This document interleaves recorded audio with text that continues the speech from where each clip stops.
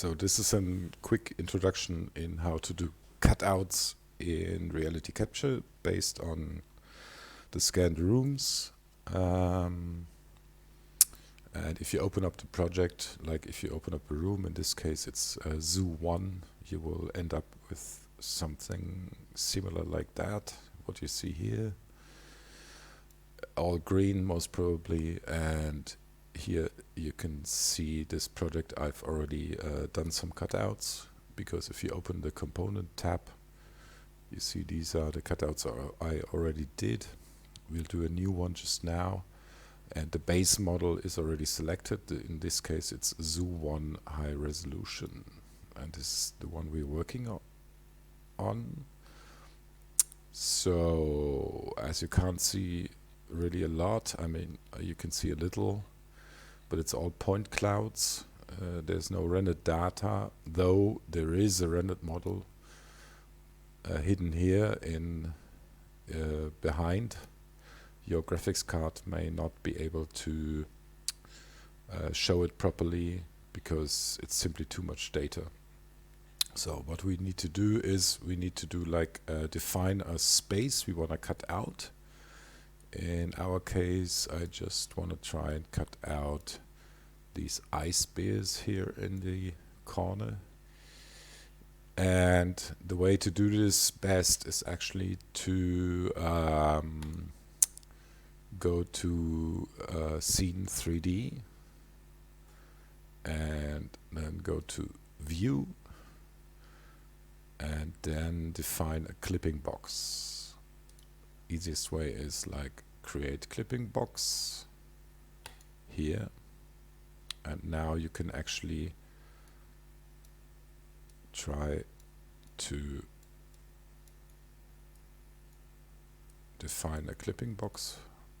Okay, this didn't really work that properly, but you get the idea, potentially, I hope. And now I've defined a clipping box, and now the graphics card may be able to render it. However, the data is still quite high. It's 700 million triangles it has to look at and define. And slowly you can see what's inside the clipping box, and you get a properly rendered OBJ including texture.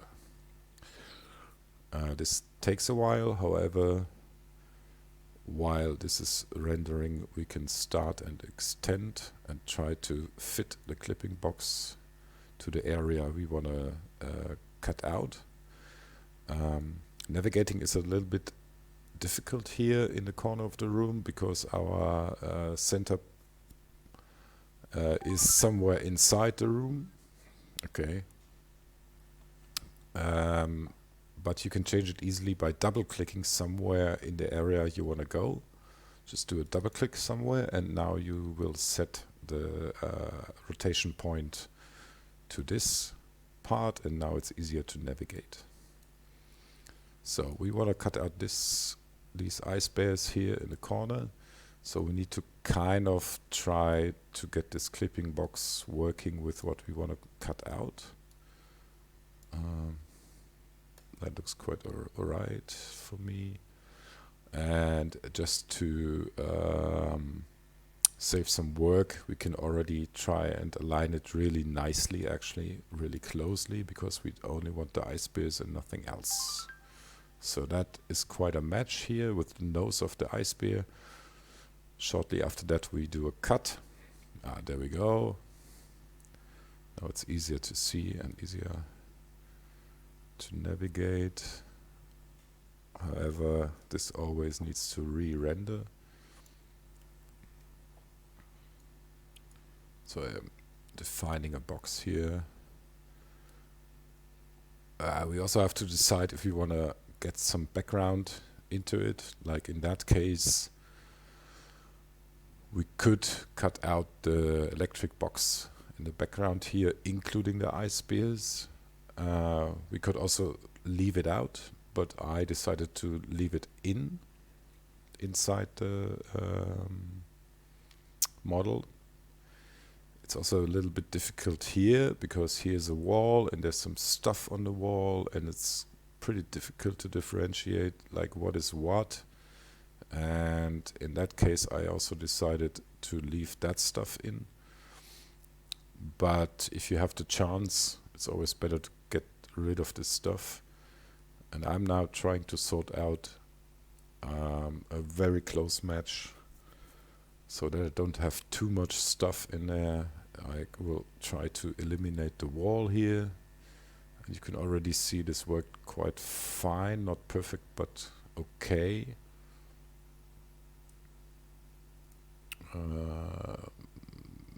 From the top stuff, I would say this is already also working. We got all these electric stuff in here, a little bit of that stuff, the case in the background, the ice bears in the foreground. This is quite a rough, nice starting point. However, we don't need all this stuff in the back here. So we do this a little closer to the wall. Don't get irritated, there are two boxes. This is the outer box, which is like a limiting box, and this is the clipping box. For now, the clipping box is only for rendering purposes, but we might change that right now. Okay, so this is the cutout I'm looking at. Now I can straight away let this bin cut out, but as I'm smart, I'm also will try to get rid of the floor, because the floor is already inside the game, inside the model. We don't need the floor. We don't want to cut too much of the floor, or we don't want to cut too much of the existing assets here. So I'm trying to get this sorted. It's a little bit of a game actually to figure out the point where the floor disappears and you don't delete too much of the other stuff, but this should be working quite okay, I think. I guess, yeah. So actually I think we don't need this stuff on the wall here. It looks a little weird. But I'm not sure if it was deleted in the original model, which is already inside the game. But for now, I suppose we don't need it. We still leave it like it is now. And now we have to always switch between these two view and tools things here. For now, we're in the view tab. And we at the clipping box. And now we go for the reconstruction area, which is the outer box you can see here, and we will try to fit the reconstruction region in this menu here, set reconstruction region, and we will set it exactly the same size as our clipping box. So now we have done that, it's matching now. And now we can go for cut by box. And now there's a new pop-up here, and you can decide if you want to cut the mesh outside of the box or inside of the box. We want to cut all the stuff outside of the box we want to cut away, and just been left with the cutout we're doing here. So this is what we do just now. Takes a little time. Not sure if I skip this later on in the recording. I think I have to, because it might take quite some long time, because right now the computer is cutting away 690 million triangles, something like that. So just to let you know, while this is calculating, you can also, okay, there's an advice: the resulting model may contain holes. That's logic, because it's cut out. You just go for yes, I know. And now we're left with something like this. And again, it starts to re-render all the surfaces and the textures. And now the only thing we need to do is clean up. We need to clean up all the stuff we don't want inside the cutout. Just for your information, here you see there's a new model being generated. It's called Model 1. And this is the one we're working on. Marked by this little orange marker here, so you know that you're working in that model. Now we need to see how to clean this up. So I want to get rid of all this stuff on the side here. So I'm trying to get in perspective where I can mark all the stuff I don't need. There's several options for marking triangles. It's over here the lasso, the rectangle, or the box.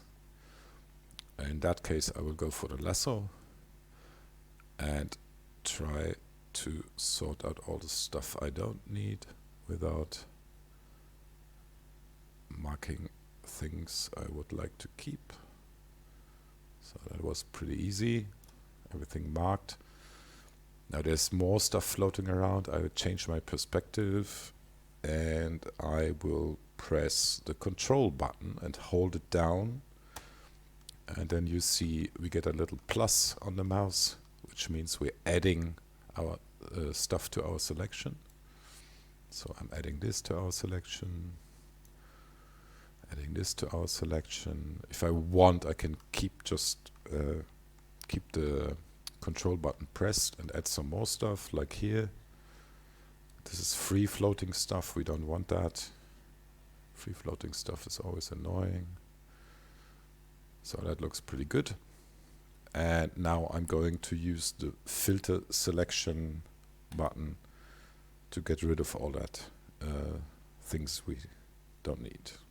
So that's quite a quick one. That's a quick one. So now I check back and I see there's some artifacts here. Also there's some stuff floating in the air.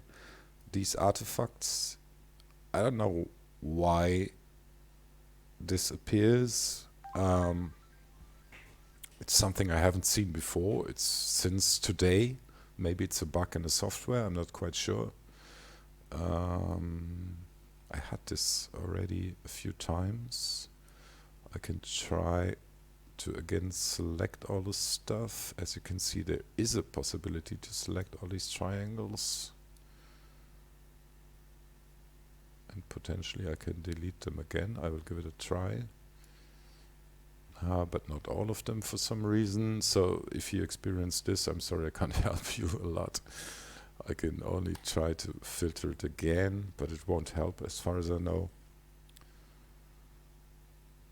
It shouldn't be a too big problem because there's an automated fix we will use later on which lets it disappear. Okay, that's fine for me. Anyway, in case you have a tool selected like I have right now, I've got the rectangular selection tool switched on.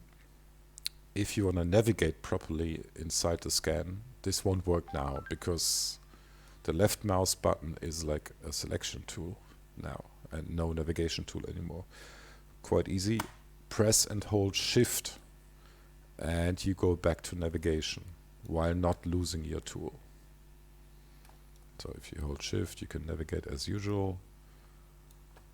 Otherwise, you will get a selection tool. I can switch it off here. So now I got this cutout I want to work with, and now there's quite some important steps to do because it has a lot of holes, a lot of inconsistencies and stuff.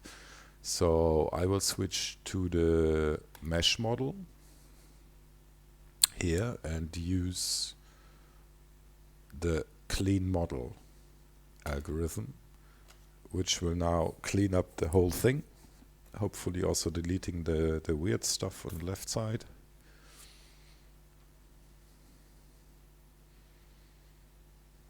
All right. Anyway, what you might have seen already, everything turned green again. So now we are working with a point cloud because every step I did, there was a new model generated here in the list. So we can always jump back to some earlier models if you want. Everything's consistent. Actually, the last one we did was model 8, and we will keep on working on this one. But as you can see, since we have did the mesh cleaning, we lost our texture. So the texture is not included anymore in the model. So everything you see is this green wall. You can also go for scene 3D view, change the view from sweet to solid, for example. Then you get the the solid mesh. You can also use this for editing if you're annoyed by all the textures. Just switch to solid here, or to vertices, which is the green one. You can also work on a solid base. We can also try, I just want to know if this works now. Try and still delete those triangles we're not interested in.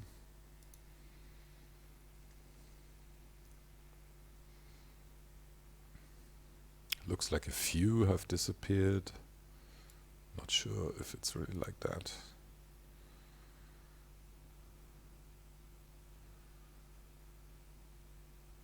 Okay, this doesn't work. So we leave it for now.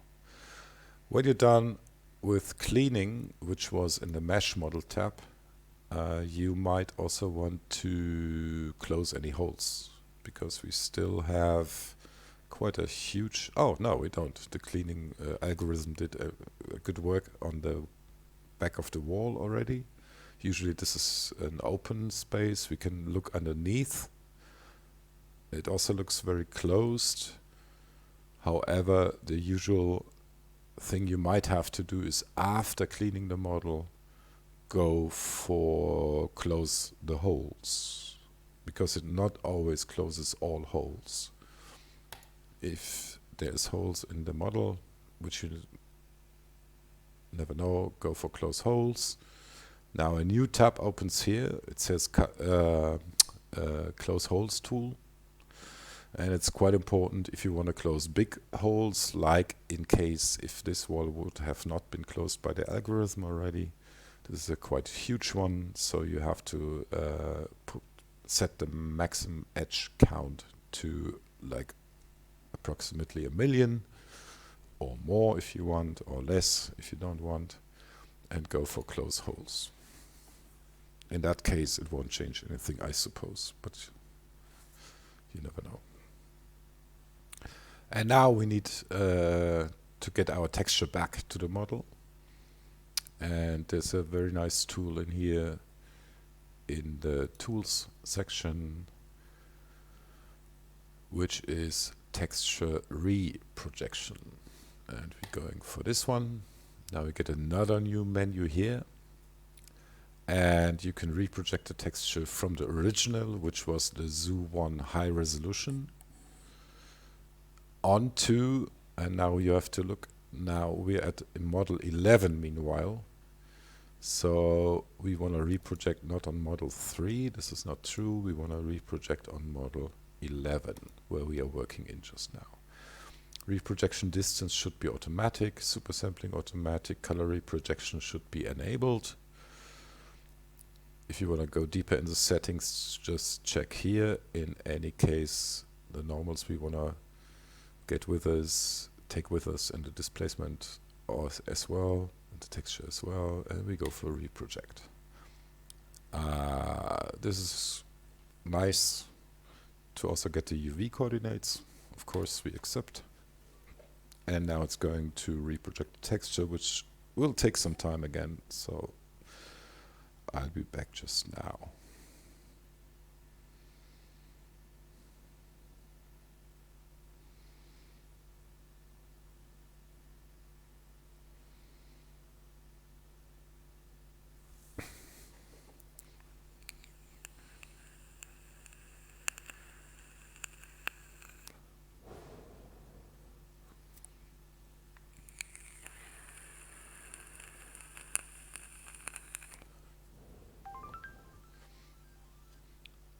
So we're done, and the whole texture came back to us, which is quite nice. So in fact, now we're done, and we can export the model. However, it's still 2.4 million triangles. This is not what we need. We do need less triangles, so we will have to use the function simplify tool and get rid of some triangles. This is getting a little mixed up here, and I'm delighted to start losing the overview. So what I always do at this point, So I got my final model here, model 11. I'm viewing it. It's got a texture, and I can export it if I want, because there's a license on it. For now, what I would do is I want to clean up a little here, because all this stuff from before we don't need anymore.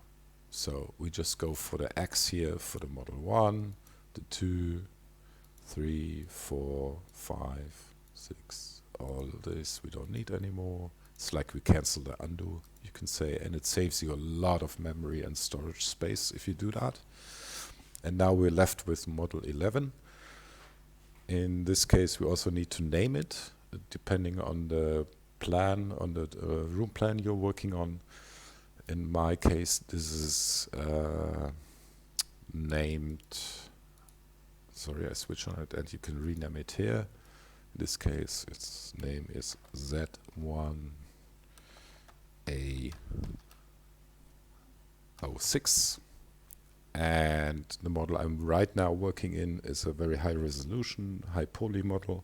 So I go and add the HP for high poly. And now it's renamed here. And starting from this one, I'm going to use my simplify tool. And I also have to do some settings here. I go for a relative simplification of 50%. And going to iterate this. The minimal edge length, in my case, I set to 0 or 0.0000001 or whatever you want, but make it don't do too much limitations in there. So make it a really small number. The part merging is enabled. That's quite important. I want to simplify the borders, and color reprojection I want to enable. This is also important. The normal reprojection I also want to take with me. And for the unwrapping, same as source, works nicely, and I go for simplify. So the first simplification takes a while, in fact, because it needs to reduce from a few million points. Going for 50%, you can already see the change in the dots here in the background. There's a lot of, it's easier to look through, so there are a lot of dots. 50% have been removed, or triangles. And now I will continue simplifying until the point where it doesn't make any sense anymore to go for further simplification. This is a relative point. This is not set by anyone. However, for the assets in that size in rooms, if you're going looking at these, I figured out that like something between 80,000 and 150k triangles is a quite good value, depending also on what you see. Like there's a lot of animals in here with which are quite complex. The wall is easy, but the animals are quite complex, so maybe you can't go down that much. So we already went from 2.4 to 1.2 to 600 to 300k. Now we're at 150. I want to leave it like that. I still can go lower. However, you will see that change slowly starts, shape slowly starts changing from that point on. And most of the cutouts in that size are around about 150 to 80 to 150k. I will just try to go one lower, see if that still works.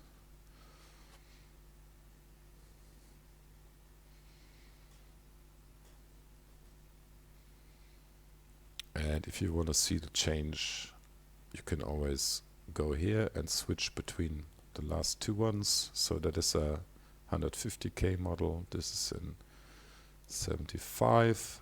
Actually, the 75 works in our case, so we go for the 75. And now we're going to delete everything we don't need again. We usually have like one high poly model, and after that we go for like a medium-sized one, which makes me delete this one with 1.2 millions. I will keep the 600k over here, That's a medium size, and I will delete those two in between, the 300K and 150. So now I'm left with the high poly version. I'm gonna rename this. I'm lazy, I do a copy paste here. I rename this to being not the high poly but the 600K version. And this obviously is a 80K.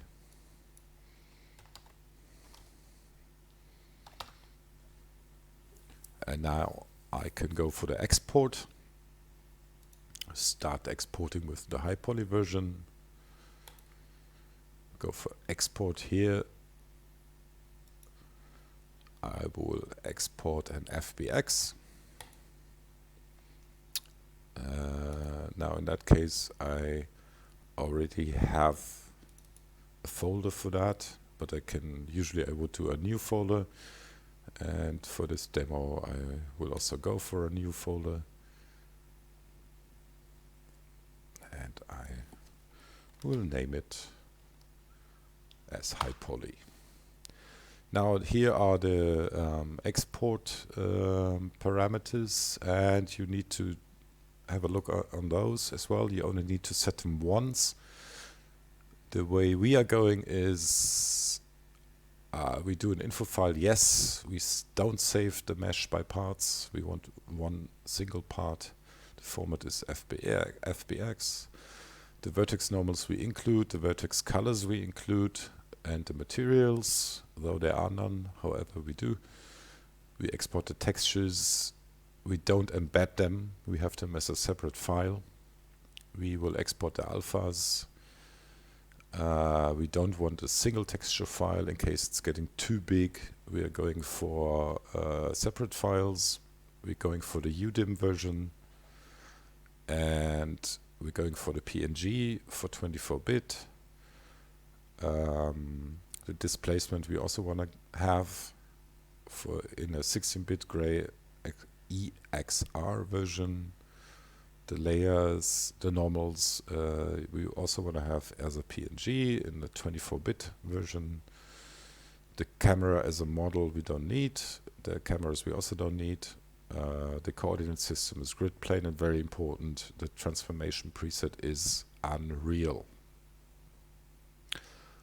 We don't want to do any transformations here or settings here because this is set by this value. So we're not going to do anything there. Okay, so we go on OK, and we do the export.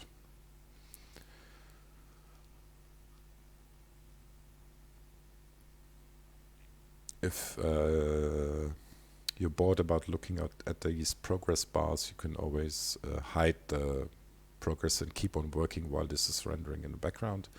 So now we only need to also export the other models, the other versions. So this is the 600K version, which should export a lot quicker. The settings are done, so just click OK. And the last one is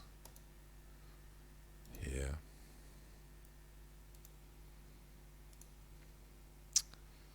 That is the 80K. And done. So from here, a smart way, if you want to continue doing this in the whole room, a smart way to continue would be to go back to View, check the clipping box again, and go for Edit the clipping box. And now you are able to move it around. So in fact, you can go for the next section. The reason you don't see the next section here is because you're still working in this model, in the 80K model. So we need to switch back to the high-res model from Zoo 1. And now you can start moving this box around and go for the next cutout. So hope this helped a little bit. and hope you're not been bored too much, and have a good one.